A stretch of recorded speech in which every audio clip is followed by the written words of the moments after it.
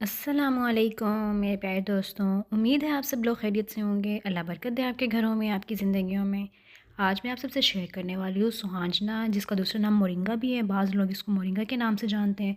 इसको बनाने की रेसिपी, इसमें मैं आपसे पूरी डिटेल रेसिपी शेयर करूँगी कि जैसे सुहांजना बाज़ार से हम लेके आते हैं ना, उसको साफ़ किस तरीके से करना है। उसके बाद वो कड़वा होता है तो उसकी कड़वाहट को किस तरीके से आपने निकालना है और पकाना किस तरीके से है कि हर कोई इसको बहुत शौक़ से खाए। ये सेहत के लिए बहुत फ़ायदेमंद होता है, बहुत ज़्यादा मुफ़ीद होता है। अक्सर लोग इसको इसी वजह से स्किप कर देते हैं क्योंकि ये कड़वा होता है। तो इन सब चीज़ों का हल मैं आपको बताने वाली हूँ। तो इसके लिए अगर आप चैनल पर नए हैं और चैनल को अभी तक सब्सक्राइब नहीं किया तो चैनल को सब्सक्राइब कर लें। ये आपकी तरफ से बहुत ज़्यादा प्यार और हौसला अफ़ज़ाई होती है। चलिए जी, बिल्कुल भी देर नहीं करते, फटाफट से अपनी मज़ेदार सी रेसिपी बनाना शुरू करते हैं। बिस्मिल्लाहिर्रहमानिर्रहीम। सबसे पहले मैंने जो है ना, अपनी सहूलत के लिए जो स्वांजना है ना, इसको पहले साफ़ करके और फिर इसको मैंने बॉयल करके रख लिया था। तो इससे क्या होता है कि एक जो है ना, काम आसान हो जाता है। जितना भी आप एक ही दफ़ा ले आएँ और उसके बाद आप उसको साफ़ करके जो है ना, उसके पैकेट्स बना के रख लें, तो आपका काम बहुत ज़्यादा आसान हो जाता है। तो फिर जस्ट इतना ही करना होता है कि आपने मिसाला बनाना है और उसमें जो है ना, उसको पका लेना है। तो सबसे पहले मैंने यहाँ पे घी लिया है। हस्ब ज़रूरत आप घी ले लें, जितना आप बना रहे हैं स्वांजना उसी के हिसाब से। उसके बाद मैंने उसमें प्याज डाल दिए हैं। उनको हल्का सा ब्राउन होने के बाद हम इसमें अदरक और लहसुन का पेस्ट डाल देंगे। बिल्कुल आपने प्याज़ों को बिल्कुल ब्राउन नहीं कर लेना, जैसे बिल्कुल जो डार्क ब्राउन होता है ना, वो नहीं कर लेना। जैसे हल्का सा जो है ना कलर चेंज करने लगेंगे ना, साथ ही इसमें जो है ना हम अदरक और लहसुन का पेस्ट डाल देंगे। इससे क्या होगा कि जो अदरक और लहसुन का पेस्ट ना, वो भी प्याज के साथ ही फ्राई हो जाएगा और बहुत मज़ेदार सी खुशबू जो है ना, उसकी हमारे मिसाले में आ जाएगी।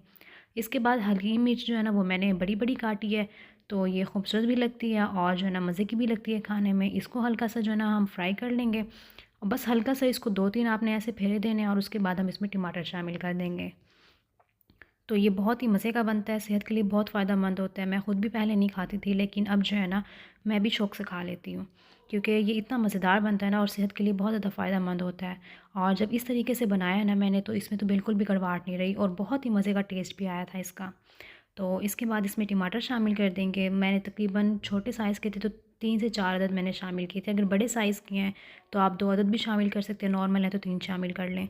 तो इसके बाद जो है ना, इसको अच्छे तरीके से मिक्स कर लेंगे और बाकी के जो मिसाले वगैरह हैं वो हम इसमें शामिल करेंगे। और मिसाले में सबसे पहले जो है ना, हम यहाँ पे लेमन स्क्वीज़ करेंगे। इससे क्या होगा कि बहुत ही मज़े का जो है ना, हमारा मिसाला बन के रेडी होगा। इसमें हल्का-हल्का सा जो है ना, वो खट्टा-खट्टा सा फ्लेवर आएगा। और साथ ही यहाँ पे मैंने नमक शामिल किया 1 टीस्पून, 1 टीस्पून हल्दी पाउडर शामिल करेंगे, हाफ़ टी स्पून यहाँ पे रेड चिली पाउडर शामिल करेंगे, 1 टीस्पून धनिया पाउडर और थोड़ी-सी जो है ना, हम इसमें कलौंजी के दाने शामिल करेंगे। ये भी सेहत के लिए बहुत मुफ़ीद होती है। और हाफ़ टी स्पून के करीब ही मैंने यहाँ पे गरम मसाला शामिल किया है। साबुत गरम मसाला यूज़ नहीं करेंगे, यहाँ पर मैंने पाउडर वाला गरम मसाला यूज़ किया है। अच्छे तरीके से मिक्स कर लेंगे और मसाले की भुनाई कर लेंगे। तो चलिए जी, मैं अब आपको बताती हूँ कि आपने स्वांजन को क्लीन किस तरीके से करना है। तो जब जैसे ही स्वांजना आप लेके आते हैं ना बाज़ार से, तो वो मिक्स होता है। उसमें स्वांजने के दाने भी होते हैं, साथ उसमें कुछ फूल भी होते हैं जो कि बंद होते हैं और कुछ फूल होते हैं जो बिल्कुल ओपन होते हैं, बिल्कुल खुले हुए होते हैं। तो आपने जो बिल्कुल खुले हुए फूल होंगे ना, उनको जो है ना आपने निकाल देना है। और उसके अलावा जो उसमें डंडी होगी, छोटी-छोटी डंडियाँ भी होती हैं उसमें, जो बिल्कुल बारीक डंडी होती है ना, वो स्वांजने की होती है, उसको आपने रहने देना है। लेकिन जो बड़ी और सख्त वाली डंडी होगी ना, उसको आपने निकाल देना है, उससे टेस्ट ख़राब हो जाएगा। और कुछ अगर स्वांजना ज़्यादा ख़राब हो, जैसे बाज़ार से लेते हैं, तो फिर उसमें कुछ जो है ना, जैसे कचरा सा भी होता है, रोड़ी वग़ैरह जैसे होते हैं, छोटे-छोटे पत्थर जिसे कहते हैं, वो होते हैं। तो आपने उनको भी निकाल देना है। झाड़ने में अगर आप उसको छान लेंगे ना, तो स्वांजना एक तरफ हो जाएगा और जो कचरा होता है ना, रोड़ी और डंडी वग़ैरह जो होती है, वो एक तरफ हो जाएगी। तो इस तरीके से आपको निकालना आसान हो जाएगा। तो उसके बाद जो है ना, आपने जैसे ही सारा क्लीन हो जाएगा ना, उसके बाद आपने क्या करना है, आपने पानी गर्म करना है और उसमें स्वांजना डाल देना है और उसको बॉयल कर लेना है। पहली दफ़ा आपने बहुत अच्छे तरीके से बॉयल करना है। तो ये देखिए, ये मैंने बिल्कुल जो है ना, बॉयल करके रखा हुआ है स्वांजना। तो पहली दफ़ा आपने बहुत अच्छे तरीके से बॉयल करना है। उसके बाद स्वांजने की भी थोड़ी-सी जो है ना इकसाम होती हैं, तो आपने दाने को टेस्ट करके देख लेना है। अगर दाना आपको कड़वा लगे ना, तो आपने इसको सेकंड टाइम अगेन बॉयल कर लेना है। तो बाज़ औक़ात ऐसे होता है कि बहुत ही कड़वा आ जाता है, तो उसको 3 दफ़ा तकरीबन बॉयल करना पड़ता है। लेकिन बाज़ औक़ात जो मैक्सिमम टाइम्स होता है ना, वो ऐसा होता है कि जो स्वांजना होता है ना, वो इतना ज़्यादा कड़वा नहीं होता, पहली दफ़ा से ही वो सही हो जाता है। तो आपने पहले इसको चख लेना है और फिर उसके बाद आपने इसको अगेन बॉयल करना है। तो इस तरीके से क्या होगा कि जो स्वांजना है, उसकी सारी कड़वाहट भी निकल जाएगी। बिल्कुल इतना ज़्यादा भी बॉयल नहीं कर देना कि वो फीका हो जाए, उसका अपना टेस्ट ही निकल जाए, तो वो भी अच्छा नहीं लगेगा। तो मैक्सिमम आपने 1 से 2 टाइम इसको बॉयल करना है और उसके बाद आपने इसको ठंडा होने के लिए रख देना है। और फिर जितनी आपकी यानी अपनी फैमिली के हिसाब से आपने उसके पैकेट्स बना लेने हैं और उसको फ्रीज़ कर देना है।